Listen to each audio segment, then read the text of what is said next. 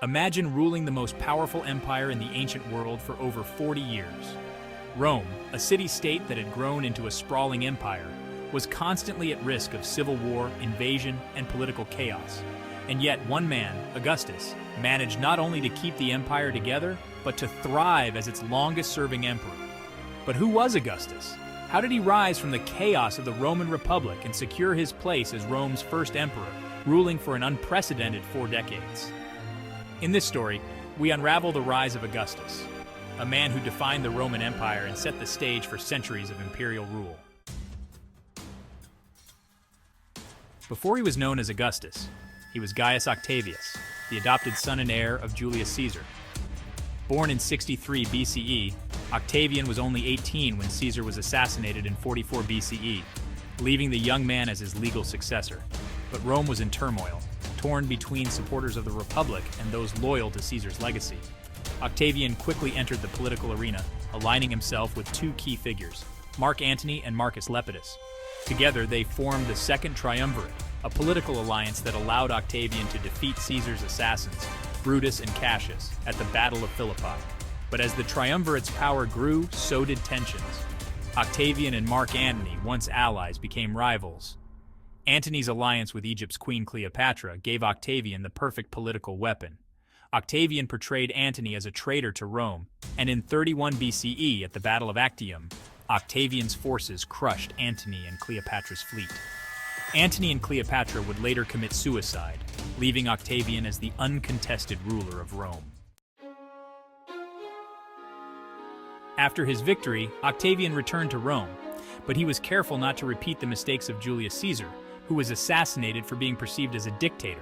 Instead, Octavian took a different approach, carefully crafting his public image as a humble servant of the Republic.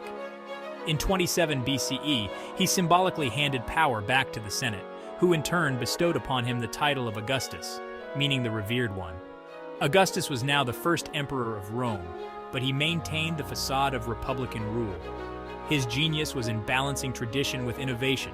He retained the institutions of the Republic, the Senate, consuls, and magistrates. But in reality, all power flowed through him. The people still believed they had a voice, but Augustus was the true master of Rome, with control over the military, treasury, and provinces. This was the beginning of the Pax Romana, a period of relative peace and stability that would last for over 200 years. Augustus, through careful reforms, rebuilt Rome after years of civil war, strengthened the military, and expanded the empire. Roads stretched from Spain to Syria, bringing trade, culture, and Roman law to the farthest reaches of the known world. Augustus didn't just rely on military victories. He knew that to maintain his rule, he needed to win the hearts and minds of the Roman people. One of his most significant reforms was the establishment of a standing army, paid directly by the state. No longer would generals raise armies loyal only to them, as Julius Caesar had done. Augustus ensured that the military's loyalty was tied directly to him. In addition, he undertook massive building projects, famously saying, "I found Rome a city of bricks and left it a city of marble." Temples, forums, and monuments were constructed, showcasing his reign's glory and leaving a lasting legacy for future generations. Augustus also understood the power of propaganda. He used coins, literature, and art to portray himself as Rome's benevolent father, the Pater Patriae. The poet Virgil, for instance, was commissioned to write the Aeneid, an epic that linked Augustus to the legendary hero Aeneas and glorified Rome's imperial destiny. For all of Augustus's success, there was one challenge that constantly loomed over him: the issue of succession. He had no sons of his own, and although he groomed various family members, many of them died before they could take power. After a series of tragic losses, Augustus finally settled on his stepson Tiberius as his successor. As Augustus aged, the question of how Rome would transition to a new emperor without descending into chaos became paramount. Augustus carefully managed this process, ensuring that Tiberius was recognized as co-ruler in his final years, preparing Rome for a seamless transition of power. In 14 CE, after 40 years of ruling the Roman Empire, Augustus died at the age of 75. His last words, reportedly said to those gathered around him, were, "Have I played my part well? Then applaud as I exit. Rome would never be the same again." Augustus's reign marked the end of the Roman Republic and the beginning of the Roman Empire.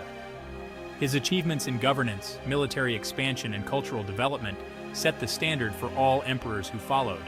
The Pax Romana he ushered in allowed Rome to thrive for centuries, influencing the world in law, architecture, and governance. Though his empire would eventually fall, Augustus's name would remain synonymous with the greatness of Rome. He was a leader who, through intelligence and political acumen, not only seized power but also maintained it longer than any other Roman emperor. Curious about how ancient empires enforced their power? Make sure to check out our previous video, Execution Methods in Every Empire, from Roman to Aztec empires, to learn how fear and punishment were used to control civilizations across the ages. Don't miss it!